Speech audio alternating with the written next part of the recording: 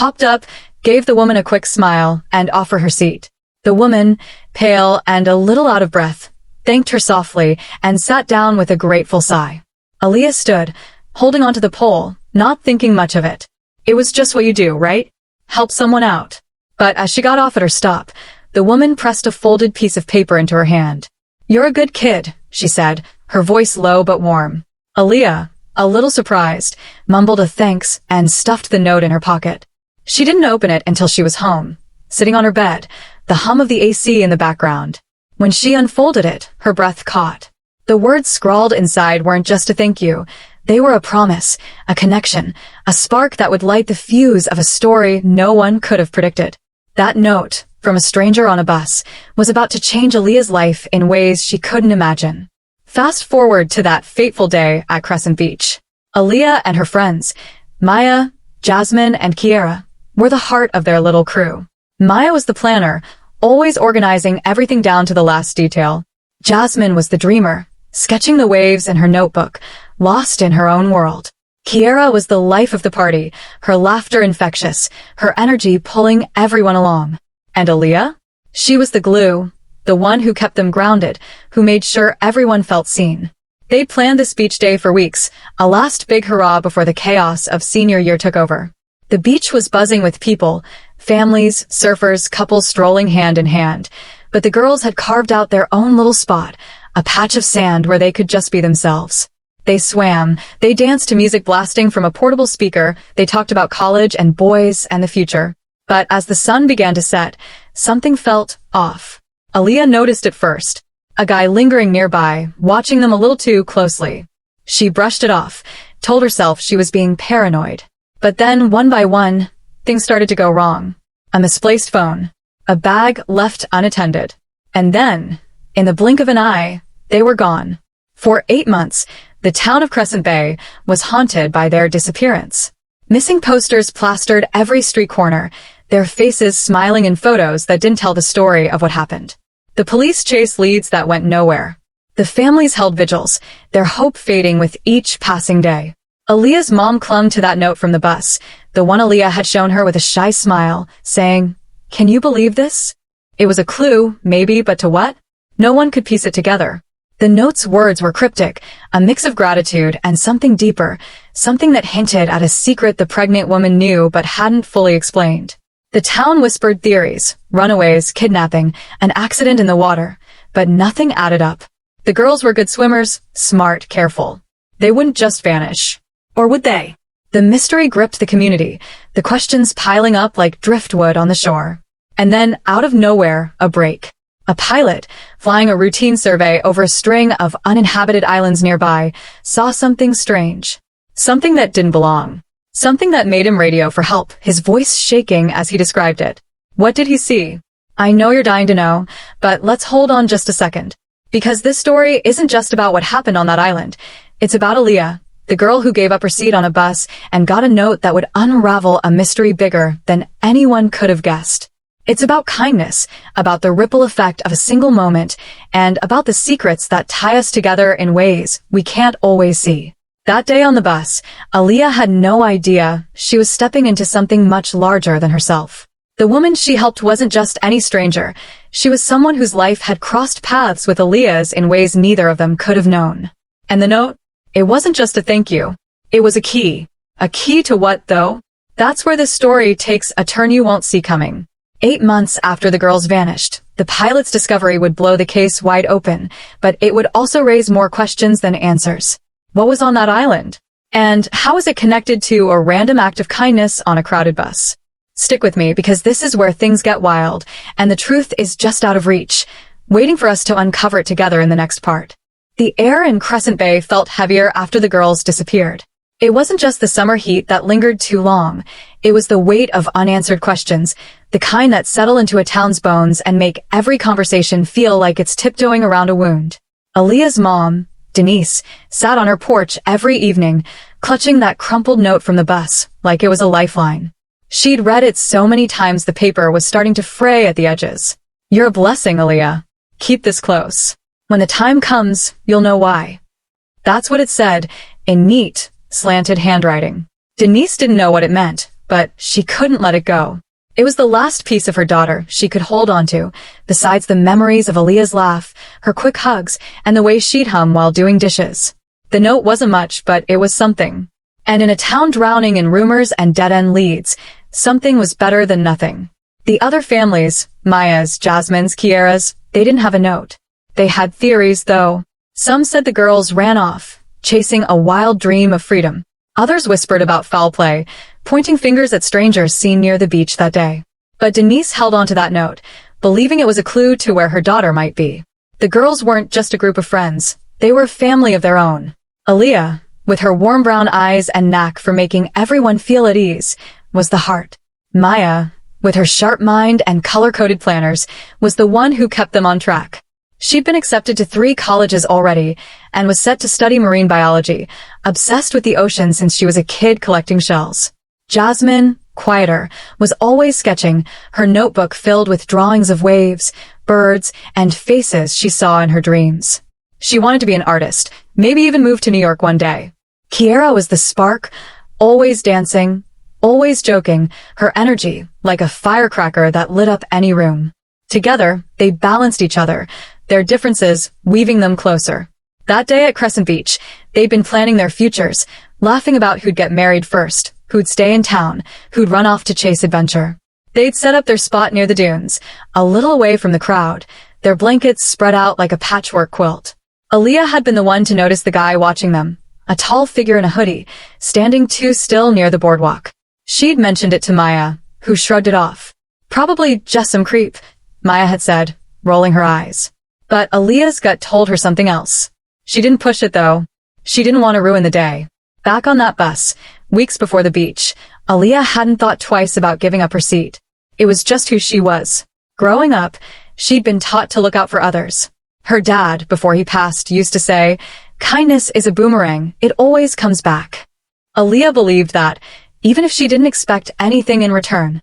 The pregnant woman on the bus had looked so tired, her blonde hair sticking to her forehead, her hands trembling as she gripped the pole. Aaliyah didn't know her name, didn't know her story, but she saw someone who needed help. When the woman handed her the note at the bus stop, Aaliyah had been too surprised to ask questions. She'd just smiled, said, "Oh, you didn't have to," and tucked it away.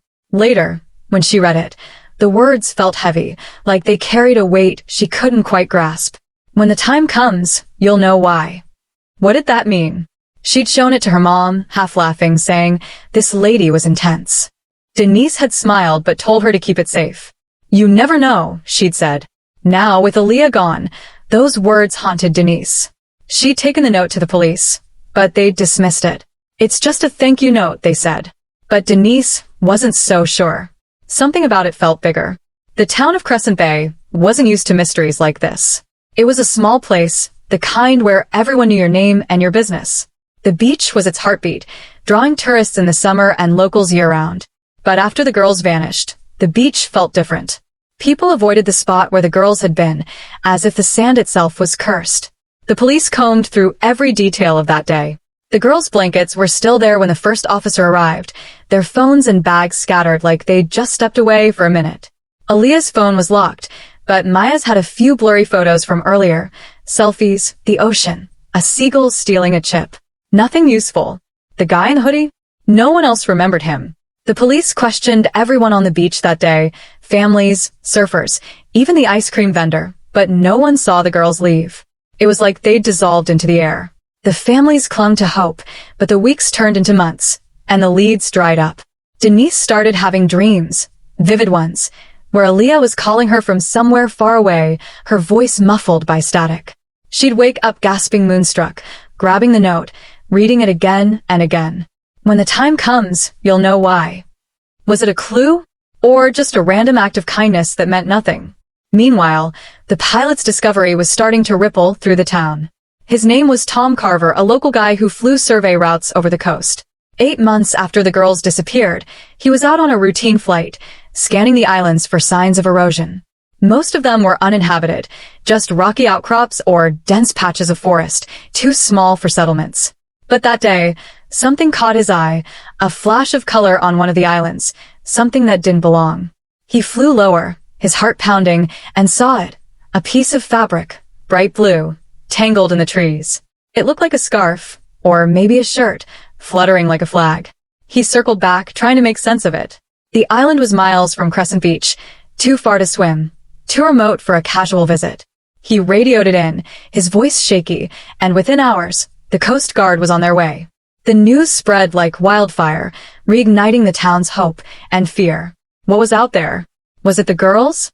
Or something else entirely? The police kept things quiet, but rumors flew. Some said it was a campsite, others said it was a distress signal. No one mentioned the note, but Denise couldn't shake the feeling that it was connected. She didn't know how, but her gut told her Aaliyah's kindness on that bus had set something in motion. Aaliyah's friends were just as vivid in everyone's memories. Maya's parents kept her room exactly as it was, her college acceptance letters pinned to a corkboard. Jasmine's sketchbook was found on the beach, its pages filled with drawings of the ocean and a strange, recurring symbol, a circle with a line through it, like a sun split in half. Kiera's dance videos were still all over social media, her bright smile lighting up every frame. The town held vigils, lit candles, and shared stories, but the mystery only grew. Who was the guy in the hoodie? Why was he watching them? And what about the pregnant woman on the bus? The police had tracked her down, a woman named Claire, who'd moved away shortly after that day. She claimed she didn't know Aaliyah, that the note was just a spur-of-the-moment thing. She was kind, Claire told the detective. I just wanted to thank her. But something about her story felt off, like she was holding back. Denise kept pushing, showing up at the police station with a note, demanding they look deeper. They promised to follow up, but their eyes said they'd already moved on. The island discovery changed everything. Tom Carver became a local hero overnight, though he brushed it off, saying he was just doing his job. He described the island in hushed tones to a local reporter. It's not a place anyone goes. Too rocky, too wild. That fabric, it wasn't supposed to be there. The Coast Guard wouldn't say much, only that they were investigating. The town buzzed with speculation. Some said it was a prank, others said it was a sign the girls were alive. Denise felt a spark of hope, but it came with a gnawing fear. What if they were hurt? What if they weren't alone? The note sat on her kitchen table, its words burned into her mind. When the time comes, you'll know why. She started to wonder if the pregnant woman, Claire, knew more than she let on. Had she seen Aaliyah before? Was the note a warning, a promise, or something else? Denise called Claire's old number, but it was disconnected. She drove to the woman's last known address, a small apartment across town, but it was empty. The landlord said Claire left months ago, no forwarding address. The girl's disappearance wasn't the only strange thing that summer. A few weeks before, there'd been reports of odd boats near the coast, small, unmarked vessels that appeared at night and vanished by dawn. Fishermen swore they saw lights on the islands, brief flashes that didn't make sense. The police had dismissed it as smuggling or late-night partiers, but now people wondered. Could it be connected? The guy in the hoodie kept coming up in conversations, too. A few locals remembered seeing someone like him, tall, quiet, always wearing sunglasses, hanging around the beach in the weeks leading up to the disappearance. But no one knew his name, and no one could find him. The town was starting to feel like a puzzle with missing pieces, and every new clue only made it more confusing. Aaliyah's act of kindness on the bus, that mysterious note, the guy in the hoodie, the fabric on the island, it all felt like part of the same story, but no one could connect the dots. As the Coast Guard searched the island, the families waited, their lives on hold. Denise kept the note in her pocket now, touching it like a talisman. She thought about Aaliyah's smile, her courage, her heart. She thought about the woman on the bus, Claire, and what she might know. She thought about the pilot, Tom, and what else he might have seen from the sky. The town held its breath, waiting for answers, but the island was silent, its secrets buried in the trees. Whatever was out there, it was only the beginning. The truth was still out of reach, tangled in the waves and the wind, waiting for someone to unravel it. And somehow, deep in her gut, Denise knew it all tied back to that one moment on a crowded bus, when her daughter's kindness set off a chain of events that no one could have seen coming. The days after the pilot's discovery dragged on, each one heavier than the last, as Crescent Bay waited for news from the island. The Coast Guard had cordoned off the area, their boats circling like silent sentinels, but they weren't talking. Not to the press, not to the families, not to anyone. Rumors swirled through the town like the fog that rolled in off the ocean. Some said they'd found a campsite, others whispered about footprints leading into the trees. Denise couldn't sit still. She'd drive to the pier every morning, staring out at the horizon where the island sat, small and dark against the water. The note from the bus was still in her pocket, its edges soft from her constant handling. She'd read it so many times she could recite it in her sleep. "You're a blessing, Aaliyah. Keep this close. When the time comes, you'll know why." It felt like a riddle she was supposed to solve, but the pieces weren't coming together. She kept thinking about Claire, the pregnant woman from the bus, and why her story didn't add up. Why had she left town so suddenly? And why did the note feel like it carried a secret bigger than a simple thank you? Denise wasn't alone in her obsession. The other families, Maya's, Jasmine's, Kiera's, were chasing their own threads, each one leading to more questions than answers. Maya's dad, Marcus, had taken to combing through his daughter's things, looking for anything that might explain what happened. He found her planner, the one she was never without, tucked under her bed. Inside, she'd written notes about the beach day, times for meeting, a list of snacks, even a doodle of a wave. But there was something else. A page near the back with that same strange symbol Jasmine had drawn in her sketchbook, a circle with a line slicing through it. Marcus didn't know what it meant, but it sent a chill down his spine. He showed it to Jasmine's mom, Lila, who pulled out her daughter's sketchbook from the evidence bag the police had returned. The symbol was everywhere, on pages with waves, on sketches of the girls, even on a drawing of the beach with a shadowy figure in the distance. "What is this?" Lila whispered, her voice trembling. They took it to the police, but the detective just shrugged. "Kids draw things," he said. "Doesn't mean anything." But Marcus and Lila weren't so sure. They started asking around, showing the symbol to locals, to fishermen, to anyone who might know something. One old man, a retired sailor named Joe, squinted at it and said it reminded him of something he'd seen on a boat years ago, a marker for a smuggling ring that used the islands as a hideout. The idea hit Marcus like a punch. Could the girls have stumbled onto something dangerous that day? Meanwhile, Kiera's older brother, Jamal, was chasing a different lead. He'd never bought the police's theory that the girls ran away or drowned. Kiera was too smart for that, too full of life to just vanish without a fight. He remembered her talking about the beach day, how excited she was, but also how she'd mentioned a weird vibe toward the end. "Some dude was staring at us." She'd texted him that afternoon, just hours before they disappeared. "Aaliyah's all paranoid, LOL." Jamal had laughed it off at the time, but now that text haunted him. He started digging into the guy in the hoodie, asking around at the beach, showing a sketch Jasmine's mom had made based on Aaliyah's description. Most people shook their heads, but one lifeguard, a guy named Ethan, hesitated. "I saw someone like that," he admitted, glancing over his shoulder like he was afraid to be overheard. Not just that day.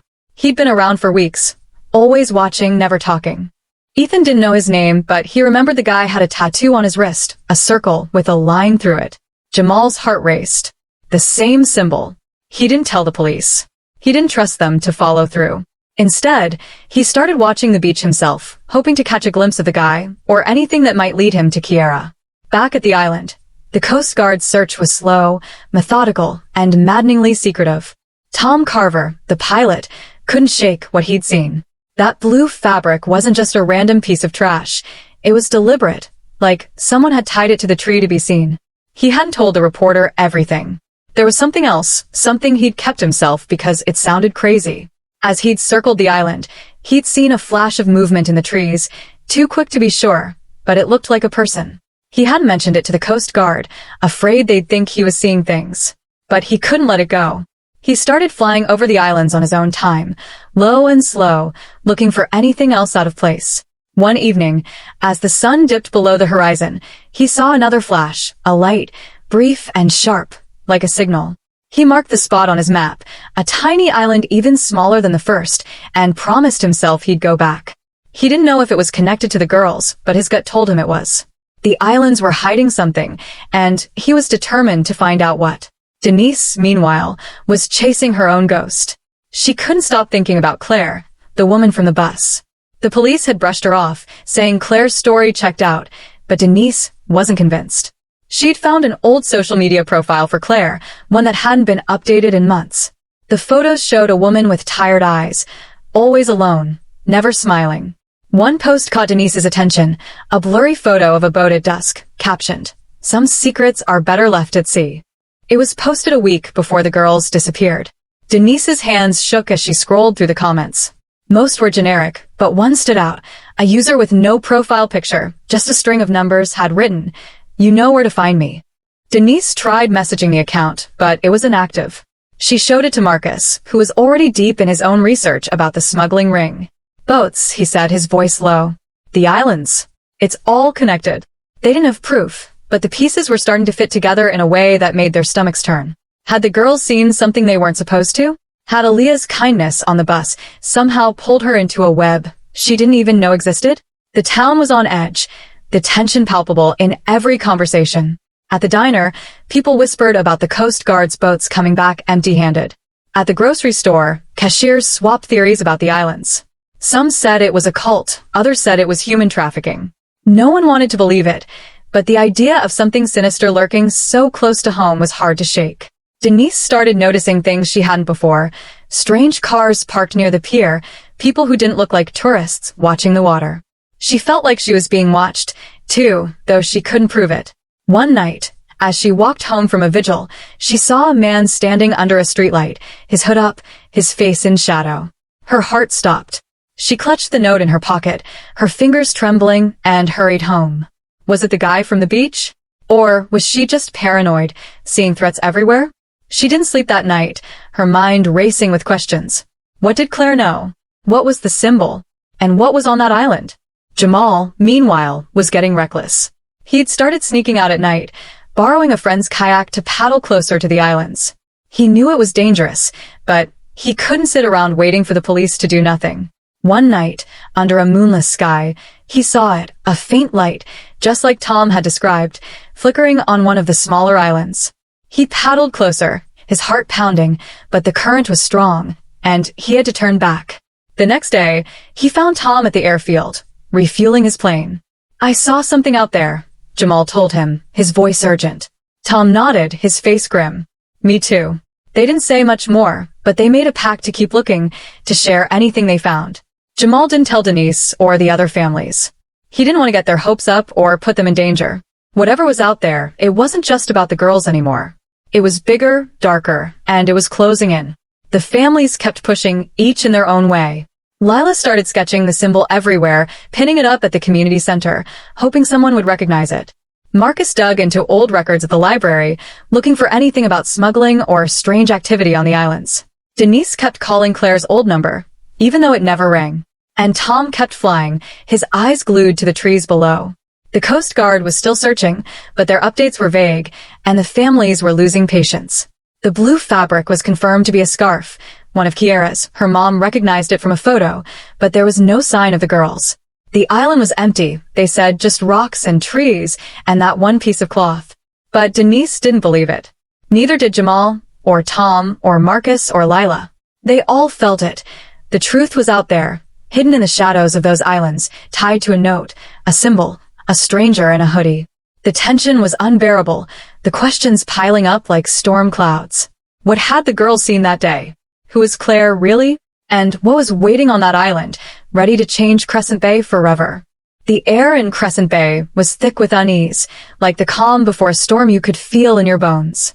The Coast Guard had pulled back from the islands, claiming they'd found nothing more than Kiera's scarf, but the families weren't buying it. Denise could barely eat, barely sleep, her fingers tracing the words of the note in her pocket. "When the time comes, you'll know why." She'd started to feel like it was taunting her, those cryptic words holding a truth just out of reach. Every night, she'd sit by Aaliyah's bedroom window, staring at the stars, willing her daughter to send her a sign. The town was restless, too. People stopped going to the beach, their eyes always drifting to the horizon where the islands loomed, dark and silent. The symbol, the circle with a line through it, was everywhere now, scrawled on flyers, whispered about in hushed tones. It was no longer just a drawing in Jasmine's sketchbook. It was a warning, a marker of something sinister. Jamal, Marcus, Lila, and Tom were all chasing it, each in their own way, their paths converging toward a truth that felt closer and more dangerous with every passing day. Jamal was done waiting. His late-night kayak trips had become an obsession, his arms aching as he paddled against the current toward the smaller islands. He'd seen that flickering light again, faint but unmistakable, and it was driving him crazy. Last night, he'd gotten close enough to see shapes in the dark, trees, rocks, and something else, something that looked like a structure hidden in the overgrowth. He'd wanted to go ashore, but a sudden wave had nearly capsized him, forcing him back. He didn't tell anyone, not even Tom, who'd become his quiet ally in this search. Tom was taking risks of his own, flying lower than he should, his small plane buzzing over the islands at dusk. He'd seen more than just the scarf now, shadows moving, quick and deliberate, like someone didn't want to be seen. He'd started keeping a log, jotting down coordinates and times, but he hadn't gone to the police. "They're not moving fast enough," he told Jamal over coffee at the airfield, his voice low. "Whatever's out there, it's not waiting for them." Jamal nodded, his jaw tight. He felt it too. The clock was ticking, and the girls were out there somewhere caught in a web they hadn't asked for. Denise was unraveling. She'd found a new lead on Claire, the woman from the bus, through a co-worker who remembered her from a local diner. Claire had worked there briefly, always quiet, always watching the door like she was expecting someone. The co-worker didn't know much, but she mentioned Claire had a habit of sketching on napkins, always the same symbol, that circle with a line through it. Denise's heart stopped when she heard it. She drove to the diner, her hands shaking on the wheel, and begged the manager to let her see the employee records. Claire's file was thin, just a name and an old address, but there was a phone number, a different one than the disconnected line Denise had been calling. She dialed it that night, her breath catching as it rang. A man answered, his voice gruff, and when Denise asked for Claire, he hung up. She called again, and again, until the line went dead. It was enough to convince her. Claire knew something, and she wasn't just a random stranger. Denise took the note to Marcus and Lila, her voice trembling as she told them about the symbol, the diner, the man on the phone. "It's all connected," she said, her eyes wild. Aaliyah's kindness on that bus. It started something. Marcus was neck-deep in his own investigation. He'd spent hours at the library, digging through old newspapers and maritime records. The islands had a history, one the town liked to forget. Decades ago, they'd been a hub for smugglers, drugs, weapons, even people, moving through the coast under the cover of night. The symbol, that circle with a line, had been mentioned in a faded article about a busted smuggling ring. It was their mark, a way to signal safe drop points. Marcus's hands shook as he read it, the pieces clicking into place. Had the girls seen something on the beach? A deal, a boat, a person they weren't supposed to? He shared it with Lila, who was now obsessed with Jasmine's sketches. She'd found more drawings in her daughter's room, tucked in a shoebox under the bed, pages of the symbol, but also sketches of a boat, a hooded figure, and a map of the islands with one circled in red. She knew something, Lila whispered, tears in her eyes. Jasmine saw something, and she was trying to tell us. They took the sketches to the police, but the detective just sighed. "We're doing all we can," he said, but his tone said otherwise. Marcus left the station fuming, determined to find answers himself. The guy in the hoodie was the ghost no one could pin down. Ethan, the lifeguard, had started avoiding Jamal, saying he didn't want trouble. But Jamal wasn't letting it go.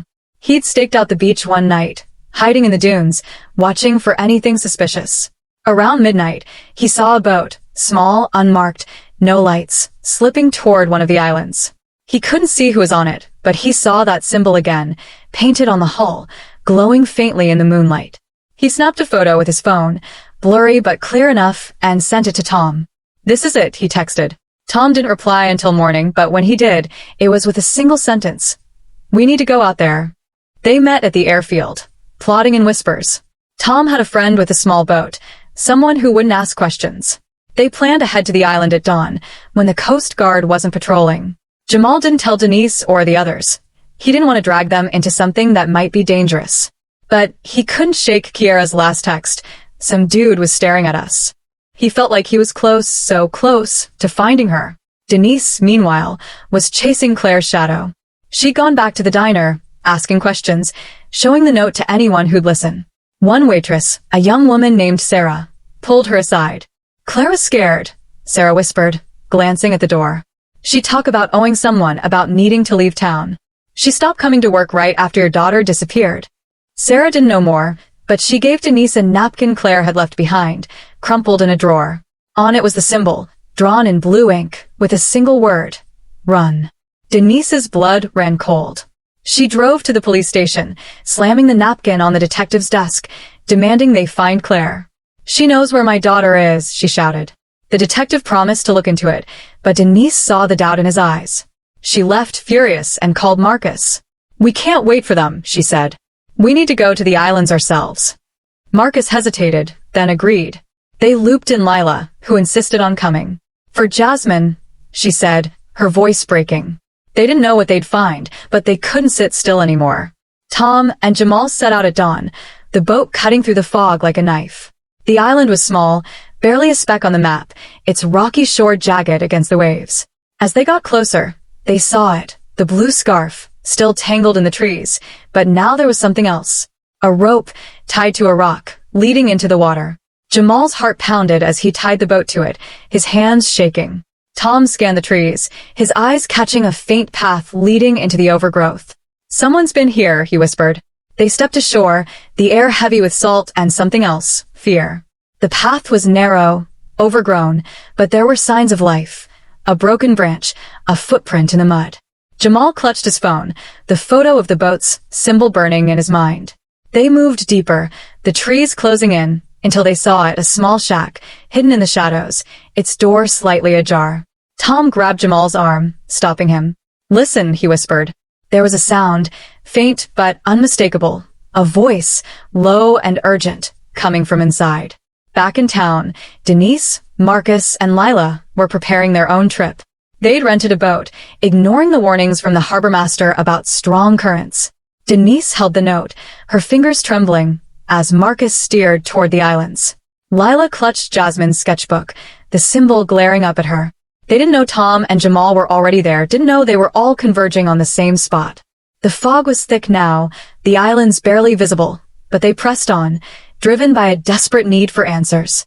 Denise kept thinking about Aaliyah, about that moment on the bus, about Claire's cryptic words.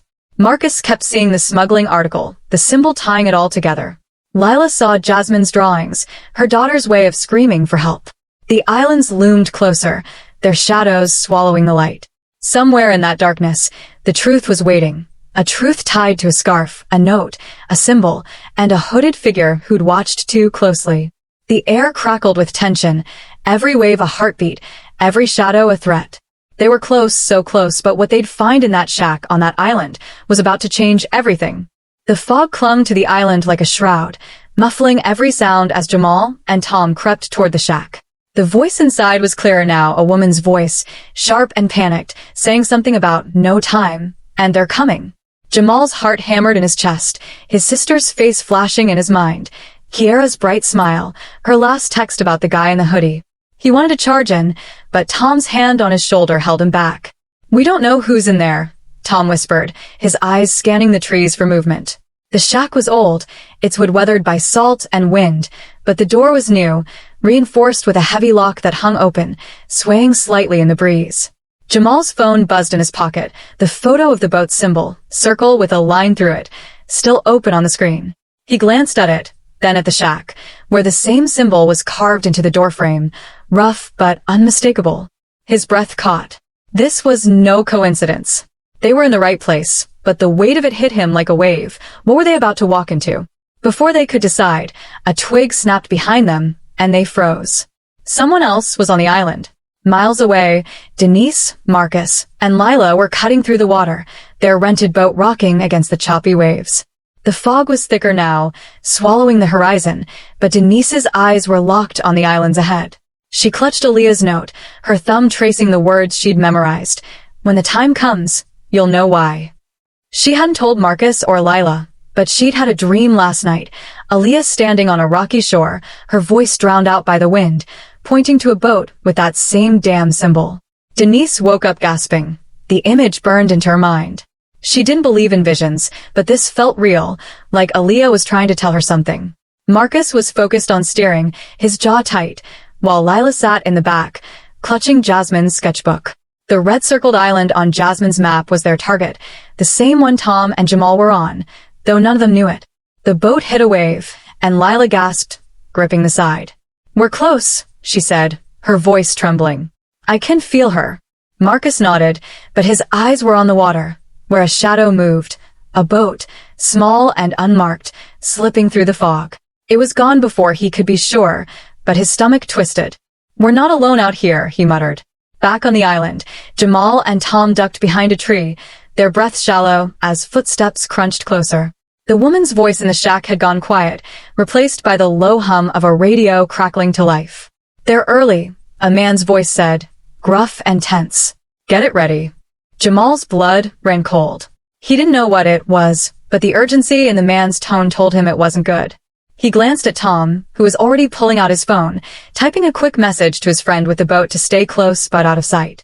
The footsteps stopped, and a figure emerged from the trees, a man in a hoodie, his face obscured, a tattoo of the symbol visible on his wrist as he adjusted a bag slung over his shoulder. Jamal's heart stopped. It was him, the guy from the beach, the one Kiera had texted about. He wanted to shout, to run at him, but Tom's grip tightened, silently begging him to stay put. The man moved toward the shack, unaware of them, and slipped inside. The door creaked shut, and the radio went silent. Jamal's mind raced. Was Kiera in there? Aaliyah? The other girls? He couldn't wait anymore, but before he could move, another sound cut through the fog, a boat engine, low and steady, approaching the shore. Denise saw it first, a small boat, identical to the one Marcus had spotted, pulling up to the island. She grabbed his arm, pointing. "That's not the Coast Guard," she whispered. The boat had no markings, just that symbol painted on its side, barely visible in the dim light. Marcus slowed their boat, keeping his distance, but Lila was already standing, her eyes wide. "That's Jasmine's map," she said, holding up the sketchbook. The island they were approaching matched the one circled in red, down to the jagged rocks and twisted trees. Denise's heart pounded as she pulled out the note again, her eyes scanning Claire's words. When the time comes, she didn't know why, but she felt like the moment was now, like Aaliyah was closer than she'd been in 8 months. Marcus cut the engine, letting their boat drift silently toward the shore. They could hear voices now, faint but urgent, coming from the island. Denise's hands shook as she tucked the note back in her pocket. "We're going in," she said, her voice steady despite the fear clawing at her chest. Marcus nodded, grabbing a flashlight, while Lila clutched the sketchbook like it was her lifeline to Jasmine. Inside the shack, the air was thick with tension. The woman's voice was back, softer now, pleading. "You don't have to do this," she said. The man's response was sharp, almost a growl. "You knew the deal, Claire." Jamal's ears rang at the name. "Claire?" The woman from the bus. He exchanged a look with Tom, whose face had gone pale. They crept closer, hiding behind a stack of crates near the shack, close enough to hear but not be seen. Claire's voice was shaking. "I gave her the note, like you said. I did my part." The man laughed, a cold, bitter sound. "And now you're done." There was a scuffle, a muffled cry, and then silence. Jamal's stomach dropped.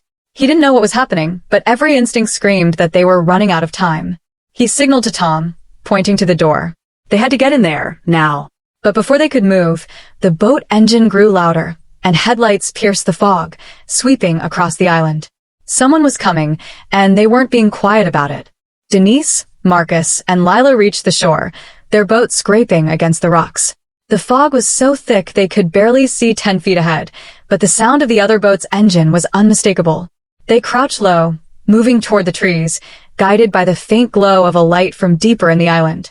Denise's heart was racing, her mind stuck on Claire's name, on the note, on the symbol that tied everything together. She didn't know how, but she knew Claire was here, and she knew Aaliyah's kindness had pulled them into something dangerous. Marcus led the way, his flashlight flickering, while Lila whispered Jasmine's name like a prayer. They found the path Tom and Jamal had taken, though they didn't know it, and followed it toward the shack. The voices were louder now, a mix of anger and fear, and Denise froze when she heard one word. Aaliyah. Her knees buckled, but Marcus caught her, his eyes wide. "They're here," she whispered, tears stinging her eyes. But before they could move closer, a figure stepped out of the shack, the man in the hoodie, his face still hidden, carrying a heavy bag that sagged in his hands. He stopped, as if sensing them, and turned toward the trees. The plot twisted in that moment, the stakes skyrocketing. Jamal and Tom, hidden behind the crates, saw the man's head snap up, his eyes scanning the darkness. They didn't know Denise and the others were there, didn't know the second boat had landed, but they felt the shift, the air growing heavier with danger. Inside the shack, Claire's voice was silent now, replaced by the low hum of the radio and the sound of something being dragged across the floor.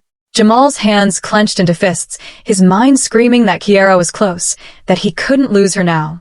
Tom whispered, "We need to move," but before they could, the man in the hoodie shouted something into the fog, a warning, and footsteps pounded toward the shore. The second boat's lights flared, illuminating the island, and Jamal saw it, a figure in the distance, not the man in the hoodie, but someone new, someone holding a flashlight and moving fast. It was Marcus, though Jamal didn't know it, and the collision of their paths was about to ignite a spark that no one could predict. Denise's heart stopped as the man in the hoodie turned toward them, his eyes glinting in the dim light. She didn't know if he saw them, but she felt exposed, like prey caught in a trap. Marcus pulled her and Lila behind a tree, his flashlight off. Their breaths held. The man didn't move closer, but he didn't leave either, standing like a sentinel between them and the shack. The second boat's engine cut off, and voices carried through the fog. More people, more danger. Denise clutched the note, her mind racing. Claire's in there, and she'd said Aaliyah's name. Was her daughter alive? Was she hurt?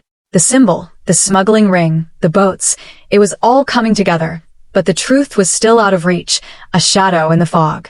Lila whispered, "We can't stop now," and Marcus nodded, his face set. They didn't know Jamal and Tom were just yards away, didn't know the man in the hoodie was watching, didn't know what was in that bag, or who was on that second boat. But the island was alive with secrets, and every step they took was pulling them closer to a truth that could break them, or save them. The fog closed in, the voices grew louder, and the moment hung on a knife's edge, ready to explode.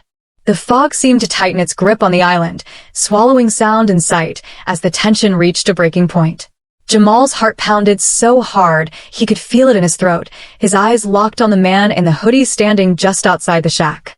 The man's head tilted, like he sensed something in the darkness, his hand tightening on the heavy bag slung over his shoulder.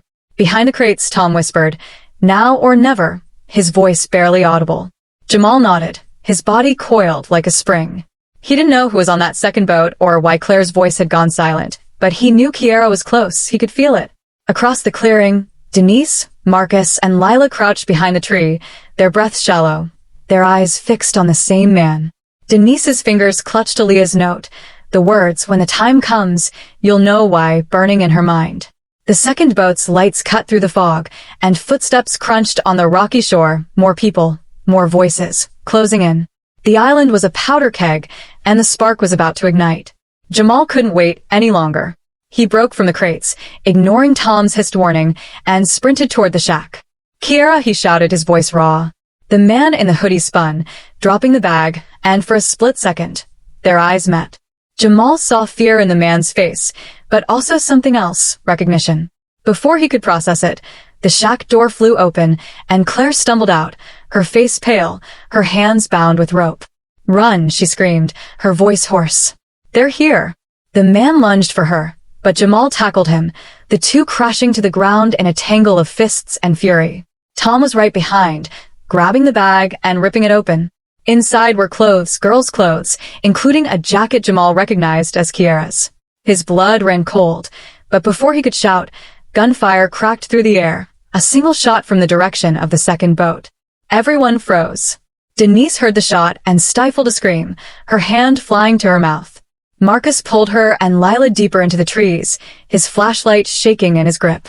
"Stay down," he whispered, but Denise was already moving, her need to find Aaliyah overriding her fear. She broke from the trees, running toward the shack, her voice breaking as she called her daughter's name. The fog parted just enough to reveal the chaos, Jamal wrestling the man in the hoodie, Tom clutching the bag, Claire on her knees, sobbing. And then, from the shadows of the shack, a figure stepped out. It was Aaliyah, her face gaunt, her clothes torn but alive. Denise's knees buckled, tears streaming down her face as she ran to her daughter, pulling her into a desperate embrace. "You're okay," she sobbed, holding Aaliyah so tight she could feel her heartbeat. But Aaliyah's eyes were wide, frantic, darting toward the trees. "Mom, they're still here," she whispered.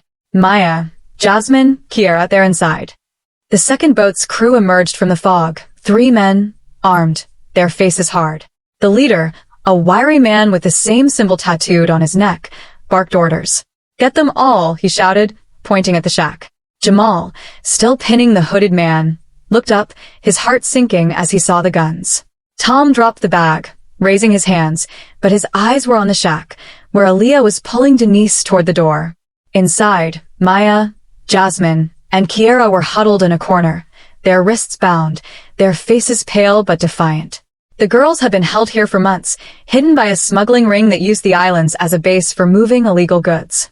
The man in the hoodie, whose name was later revealed as Vince, had been watching them that day on the beach, marking them after they'd accidentally seen one of his boats unloading cargo. Aaliyah's kindness on the bus had been the trigger. Claire, part of the ring but desperate to escape, had slipped her the note as a warning, a plea for help, knowing Vince was watching her too. The climax exploded as the armed men stormed the shack. Jamal let go of Vince, diving to shield Kiera as bullets flew. Tom grabbed a metal pipe from the ground, swinging it at the nearest smuggler, giving Denise and Aaliyah a chance to untie Maya and Jasmine. Claire, still bound, screamed for them to run, but there was nowhere to go. The island was surrounded, the fog a trap. Marcus and Lila burst into the shack, Marcus tackling one of the men, Lila grabbing a knife from a crate to cut the girls' ropes. It was chaos, shouts and gunfire echoing through the fog, but the families fought with everything they had. Aaliyah, her voice steady despite her fear, shouted, "The radio! Call for help!" Tom lunged for the radio in the corner, dodging a bullet as he sent a distress call, praying the Coast Guard was close. The girls, free now, grabbed anything they could, wood, rocks, their own fists, and fought back, their months of captivity fueling their rage. Just when it seemed they might overpower the smugglers, the leader raised his gun, aiming at Aaliyah. "Enough," he roared, his finger on the trigger. Time slowed, Denise's scream caught in her throat, Jamal's arms around Kiera, Maya and Jasmine clutching each other. But then, a deafening roar filled the air, a Coast Guard helicopter, its spotlight cutting through the fog like a blade. The distress call had worked. The smugglers froze, caught in the light, and the leader's gun wavered. In that moment, Claire, still on her knees, lunged forward, knocking him off balance. The gun fired, the bullet grazing her shoulder, but it gave Jamal the chance to tackle the leader, pinning him to the ground. The helicopter landed, officers swarming the island, their shouts drowning out the chaos. The smugglers were cuffed, Vince included, his hoodie pulled back to reveal a face no one recognized but everyone would remember. The girls were safe, pulled from the shack into their families' arms, tears and relief mixing with the salt air. Denise held Aaliyah, sobbing, the note crumpled in her hand. Marcus and Lila clung to Maya and Jasmine, their voices breaking as they whispered their daughters' names. Jamal held Kiera, his tough exterior crumbling as she buried her face in his chest. Claire was carried out on a stretcher, her wound shallow but her eyes heavy with guilt. She'd been trapped in the smuggling ring, coerced into helping them, but her note to Aaliyah had been her rebellion, her way of begging for salvation. The Coast Guard found evidence in the shack, maps, ledgers, photos, linking the ring to years of illegal activity, the symbol their mark of control. The girls had been kept alive to work, sorting cargo, hidden from the world, their disappearance meant to be a mystery forever. But then came the final twist, the one no one saw coming. As the helicopter lifted off, carrying the girls and their families to safety, Tom stayed behind, helping the Coast Guard secure the island. He found a small box tucked under the shack's floorboards, hidden beneath a loose plank. Inside was a photo, Claire, younger, smiling, standing next to a man with the same symbol tattooed on his wrist. On the back, in her handwriting, were the words, "He knows everything." Tom's blood ran cold. The man in the photo wasn't Vince or any of the smugglers they'd caught. He was someone else, someone still out there, someone who'd been pulling the strings all along. The Coast Guard sealed the island, but Tom kept the photo, his eyes scanning the horizon. The girls were safe, the smugglers were in custody, but the symbol, the circle with a line through it, was still out there, carved into the shadows of Crescent Bay. The note had been a warning, but not just for Aaliyah. It was for all of them, a promise that this wasn't over. Somewhere, in the fog, the real mastermind was watching, waiting for the time to come again. The helicopter's roar faded into the distance as it carried Aaliyah, Kiera, Maya, Jasmine, and their families back to Crescent Bay, leaving the island's dark secrets shrouded in fog. Denise held Aaliyah's hand the entire way, her daughter's fingers trembling but warm, a reminder she was really there. Aaliyah's eyes were distant, her face marked by months of fear, but she managed a small smile when Denise whispered, "You're home now."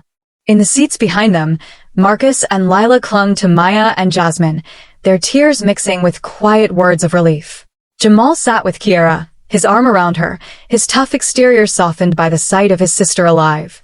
The Coast Guard had cuffed Vince and the other smugglers, their boat seized, their operation exposed. Claire, bandaged but stable, was under guard, her role in the nightmare still unclear. The note, those cryptic words Denise had clung to for 8 months, was still in her pocket, its meaning finally starting to unravel. But Tom, back on the island, held the photo he'd found, the one with Claire and the unknown man, its chilling message. He knows everything, burning in his mind. The girls were safe, but the story wasn't over. Back in Crescent Bay, the town erupted in a mix of joy and disbelief. News vans lined the streets, their cameras flashing as the helicopter landed at the local hospital. The girls were rushed inside for checkups, their families refusing to leave their sides. Denise stood by Aaliyah's bed, watching as a nurse checked her vitals, her heart swelling with gratitude, but heavy with questions. Aaliyah was thin, her eyes shadowed, but she was alive, her spirit unbroken.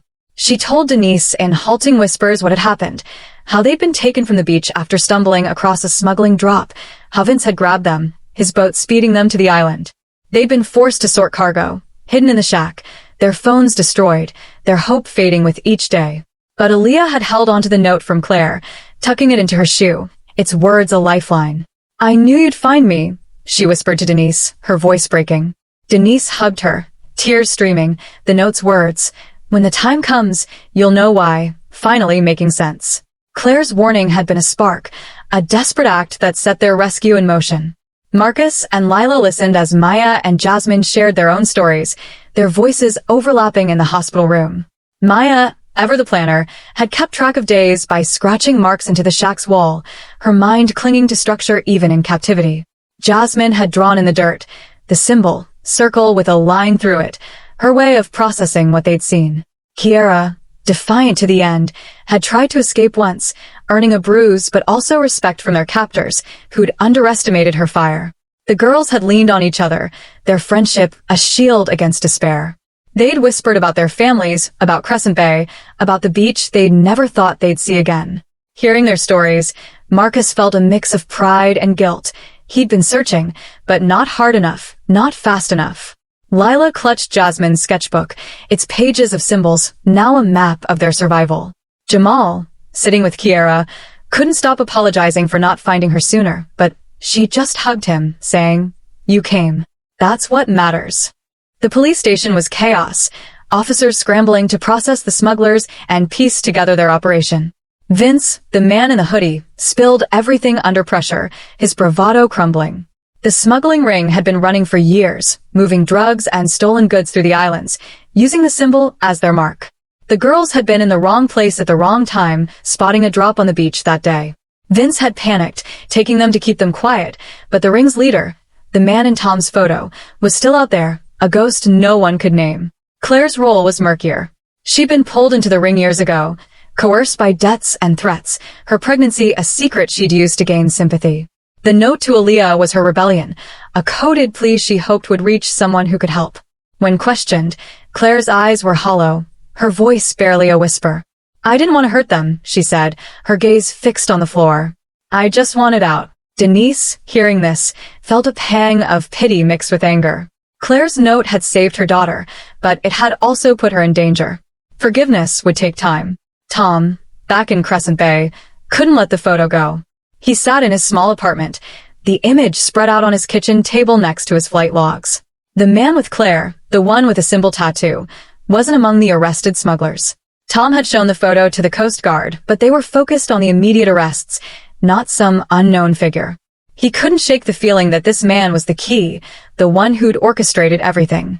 He started digging, reaching out to old contacts from his days as a cargo pilot.